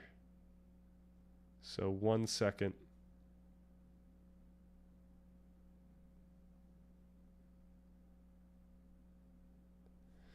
All right. So we went through this. We went through Dewey and whatnot. Yo, Brooklyn Rob 800. Thanks for the follow. Maybe I should talk more about religion and all these things more often. I'm kind of stealing from JP in this sense, but it's a fun topic and it's very interesting. But I do appreciate the follows. Since you're interested in psychology, we might have to do this one next week because we don't have too much time now. Whoa.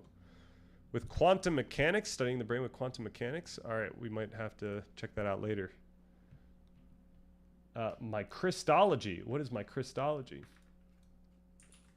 How do I know my Christology? What is my Christology? Is it going to give me a reading? I don't know yet. I don't yet have enough information about your beliefs to identify your Christology. It would be your view of who Jesus is and how his humanity and divinity relate. Oh my gosh. I don't think it's going to matter what my Christology is. I have no idea. I don't know where to start with that one. I'm not sure if he was just an archetype, a metaphor, if there was actually someone who died for what they believed in and that actually was like connected with the story. I'm not sure if there's a lot that I don't understand about how the story of Christ comes to be. So I don't think I'm able to speak on that, unfortunately. All right. And I was like, quick, what's Gallagher saying? We've got this guy. I think I've heard of him before. Something Gallagher. Sean Gallagher. I feel like Sean Gallagher is like a science guy, right? Philosopher. Nope. Known for his work on embodied cognition, social cognition. I'm pretty sure that we've read Sean Gallagher when we were doing all the embodied cognition stuff. And then it says Gallagher is all about embodied agency and habits. He asks how our bodily practices and our social world shape who we are. Less here's a rule for living and more here's how embodied patterns and interactions build us up. I'm pretty certain that Sean Gallagher wrote one of the chapters in the Embodied Cognition Handbook, and we read that, and I think I liked it. Just confess he is Lord, and then you won't go to the fire. Can we make this compromise? I'll agree to read one of your neuroscience books if you agree to watch lectures and use AI and other resources to learn the subjects I mentioned. Nay. I don't think you need to read those books. The goal is for me to read those so you don't have to, and then I can make videos to teach the ideas, hopefully, effectively enough. Also, I don't want to force your reading, and also, even if I did want you to read those books, I don't think it would be efficient for my time to switch what I'm doing just because I want you to read those books. So for that reason, I'm out. All right. Okay, so that's all the stuff that we could just kind of, presuppose. Now, what about that figure that you said has taken Dewey and has gone forward with that? So we've got this Hans Joas guy. He takes Dewey's idea of habit and asks how new ways of acting emerge, how we don't just run routines, but really transform ourselves over time. So this is a potential. I might want to look into a Hans Joas book. If you already get predictive processing, Joas might spark new thoughts about genuine novelty and self-transformation. The creativity of action is probably his key book. I'll start with I'd still start with Dewey, and then if you want to push farther, see where Joas takes it. All right, and then something happened. I said hello again. Yep, I'm here. And then I asked, what about the author of the book that I'm reading? If you're talking about Out of the Cave, A Natural Philosophy of Mind and Knowing, when the relevant author is Mark Johnson, which actually I think was mentioned above. He co-authored it with Don Tucker. Johnson is a really solid fit for what you're after. He's all about embodied meaning, naturalized normativity, and he's very Deweyan in spirit. Honestly, I think he's more squarely in your lane than Rorty is. Wow. Okay, so I don't know what's going on here. This is kind of jumbled. We probably lost some audio here. If you're asking what Johnson specifically brings up, it's the meaning first idea. He thinks meaning arises from embodied engagement before we build representations. That makes him a nice bridge between Dewey's habit talk and predictive processing. If you're trying to stay grounded in naturalistic terms but still ask how we shape ourselves over time, he's probably your best match. Then I say I'm looking for the practical side of this. I'm looking at either Johnson or that other person you said that has taken Dewey and went with a practical framing. Given that, I lean towards Hans. He's more practice-facing, so we might want to go to Hans. All right. This is almost nothing. If you want to just focus on, if you want just one, then it says just do that. I guess this was a Hans book.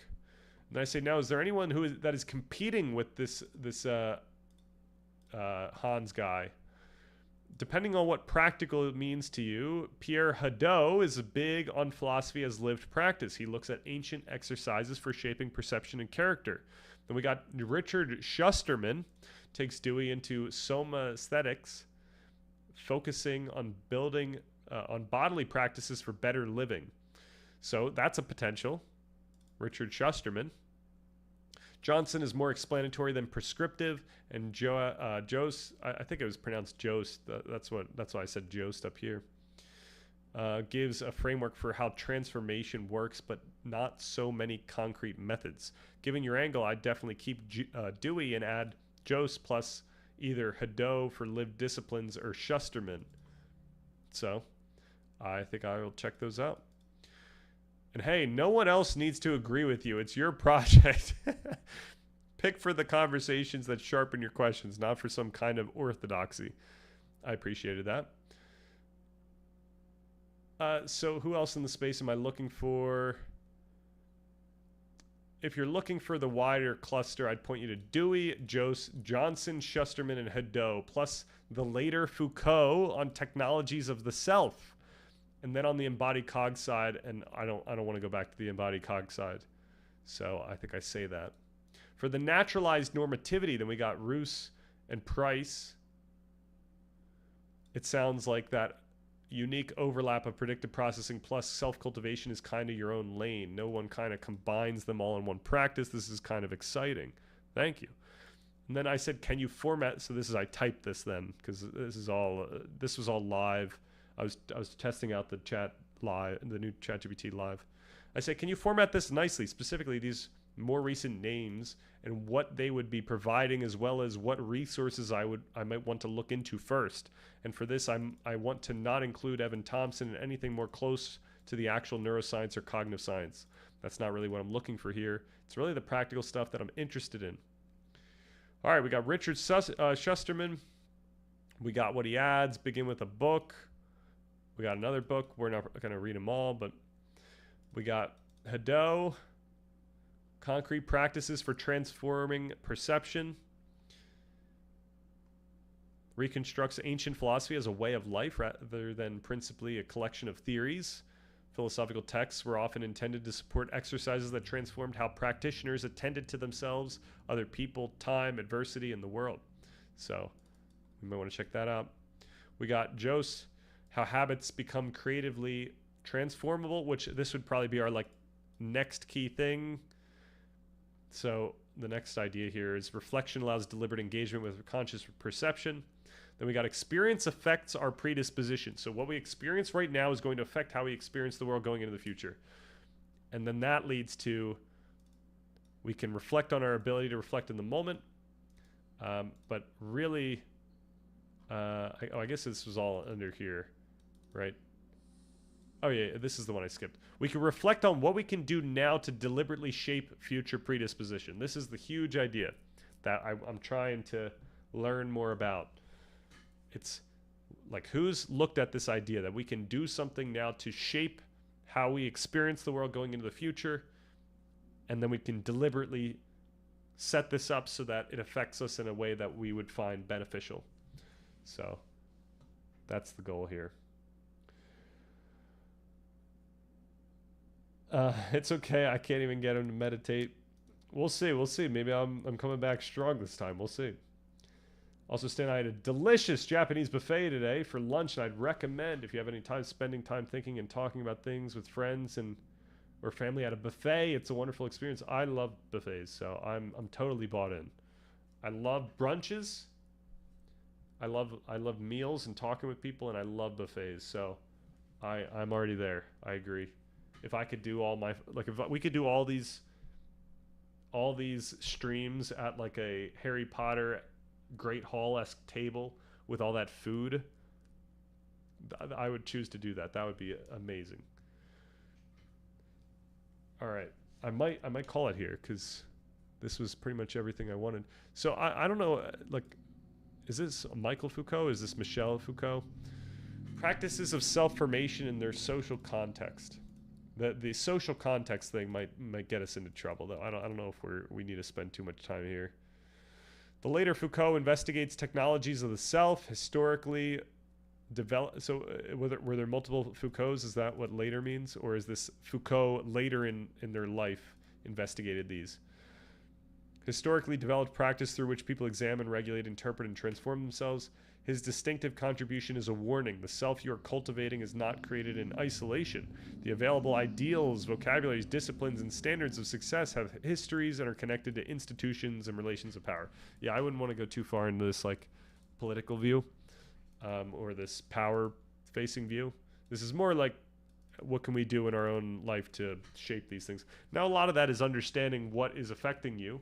So perhaps Foucault is necessary in the discussion of us being shaped by predispositions, which comes before this, I guess, which I might still want to do videos on. But yeah, so I might skip that. Mark Johnson's what I'm currently on,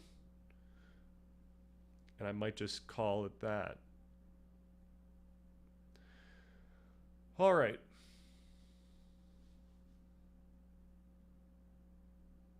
I think we got it. I think that's it. Thanks everyone for chilling. If you're looking for a book recommendation, there's a book by Gilbert Strang named Linear Algebra for Everyone. Very nice. Yeah, no, great to see everyone.